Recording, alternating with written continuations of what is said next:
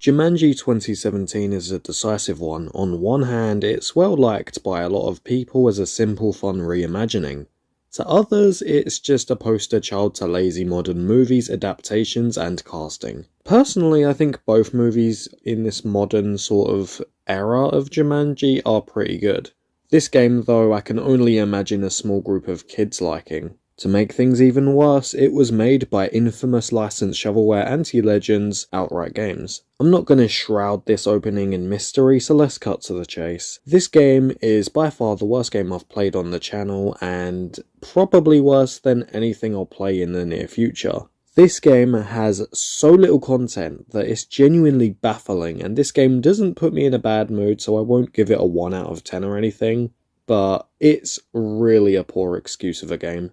All we can do now is dive deep into the controller, quite literally this time, and play Jumanji. First of all, what did I mean by this game having so little content? The game has 4 levels, didn't expect that, did ya? Yep, 4 levels, that's it. Worst of all, they not only look super similar to each other in very noticeable ways, but there is a few structures that appear in more than one level, like this one right here.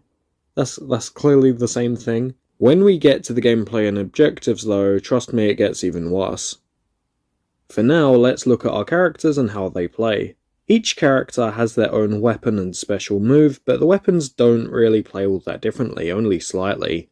There's also grenades, but they are so weak and take so long to blow up, they're pretty much useless, especially when your main weapon can kill an enemy in 1 or 2 hits. Each character also has a bonus ability. First up is The Rock. His bonus ability is a really clunkily animated slam attack, and honestly it just feels clunky too.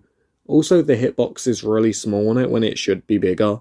Karen Gillian has her boombox, but because they couldn't get the licensing rights to Baby I Love Your Way, of course they couldn't, it's an Outright Games game, what did you expect? They use what is probably just a royalty-free instrumental loop. Kevin Hart has a pet monkey that can attack enemies, which is very cool honestly. But then we get Jack Black. He has a healing ability which will heal yourself and others within the radius. I also love how they translate the fact that in the movie a girl plays as Jack Black in the game, so he'll stand in a feminine way, and some of the ways that he will say certain lines are more feminine, and just sound like it is a teenage girl in Jack Black's body. Also, the way he says teammate names is very Steve-esque. The 4 actors for the 4 characters, minus Jack Black, really aren't great in terms of mimicking their Hollywood counterparts. Jax actually did a really good job though. They actually did get the movie's actor for the tutorial guy Nigel Billingsley, the actor being Rhys Darby. That's cool. I really love him in the modern movies, he's just really funny for the short appearances he does have, and seeing him here is very cool. Welcome to the tutorial, intrepid explorer. I'll help you get familiar with the controls, and of course the objectives. Let's talk about the gameplay now. As this game is meant to be the game from the movies, you'd think they'd follow the game in the movie to a T, but they did not have the budget to do this. I mean, maybe if the license holders went to Ubisoft or Bethesda, you know, they could have made something good. Something actually like Jumanji. I'd say you would be disappointed at this game, but you really didn't have any expectations, did ya? A level in Jumanji will have you explore a small yet open area fighting enemies and collecting 4 board game pieces, even though the whole point of this revival is that Jumanji is a video game now, so there's no point to have the board game pieces, but hey, it's something the players will recognise, so that's all that matters. Once you've collected all the board game pieces, you go into this room and then enter an arena where you fight a horde of enemies. You need the player with the gem by the obelisk. Oh, and I didn't even mention the gem, of course I didn't. You basically just have to throw it to another player if you've been holding it for too long, or Zeus himself will strike you down. Except it doesn't work half the time, so you don't have to worry that much. If this hot potato thing was only in the arena sections, I think it would work well. I mean, with the whole point literally being that only the player with the gem can charge up the obelisk, and then they have to stand on the platform while they hold it. I don't know, I think a hot potato thing could work here, and it actually kind of does. The issue just comes to the fact that it's also in the rest of the game, and it feels very awkward there.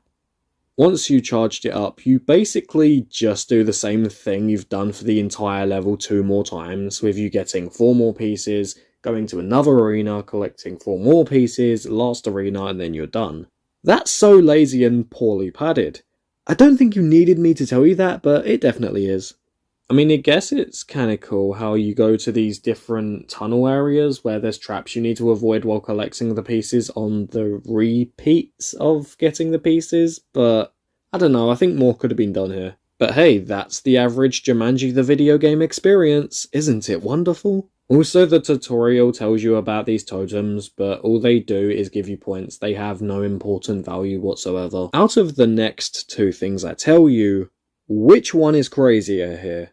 The fact that people still play this game online occasionally and you can find people when you play online, or the fact that the gem thing doesn't appear when you're on your own in the online because you have no one to pass it to, so you don't have to hot potato it and you don't have to worry about Zeus's wrath. Or hell, what about the fact that when you beat a level, everyone gets kicked back to the main menu? This game is so weird when it comes to the online. Like, you just think, oh, it's a multiplayer mode and that's it. Oh wait, and I forgot to mention as well. Yeah, when you're online, you don't get AI players. You're just jumping into an online match. Matches are harder for you until you get teammates, pretty much. There is one cool mechanic where you can give up one of your own lives to a teammate, kind of like in the movie. That is cool, but why didn't they add the lifelines on each character's arm? I mean, it wouldn't have been that hard to put in the game. And it's really annoying to me just because, yeah, it's a minor detail, but like, in the movie, the whole reason they knew about the lives mechanic was because of these arm tattoo things. It's just lazy, and that's all I can say for everything in this game. There's some cool ideas here or there, but everything's done so lazily, sloppily, and I don't really see why anyone would ever like this game personally. Like every other game that I don't like, I can see why people may like it. In fact, you know what I'm going to do? I didn't write this in the script, but I'm coming up with it now. I'm going to look at every negative game review I have, and I'm going to give a positive about how people could actually get into the game. The Last of Us has got tight controls and gameplay, even if I'm not a fan of it myself. I think it's a bit generic, a bit basic, and the weapon switching is a little weird. Also, I just think as for the story, the idea of these 2 strangers going on this journey through this lonely, dangerous world definitely could grip people. I just think for me, it felt not that great. As for Up on the PSP, I think it's definitely a game kids would absolutely love if they really enjoyed the Up movie. Multiversus, in its last month or so when the shutdown was announced, they really did clean up their act and try to make the game better for that final month. Resident Evil Re:Verse has got some really unique gimmicks that most people won't like, but I can definitely see why people would. It definitely is quite unlike anything we've ever seen before. With Jumanji, I just don't see how even the littlest of kids could enjoy it, because, like, unless it's one of their first ever video games, fair enough, I guess, but there's just so little content here that there is literally hundreds of licensed games they would like more. I do hear there is a more recent Jumanji game, and it's apparently a lot better. Some people don't like it, but others have literally compared it to frickin' TT Lego games, so it can't be that bad. Either way, it's got to be better than this, and maybe I'll review it one day, maybe I won't, who knows. But as for this shallow rock, I don't recommend picking up a controller and playing Jumanji the video game.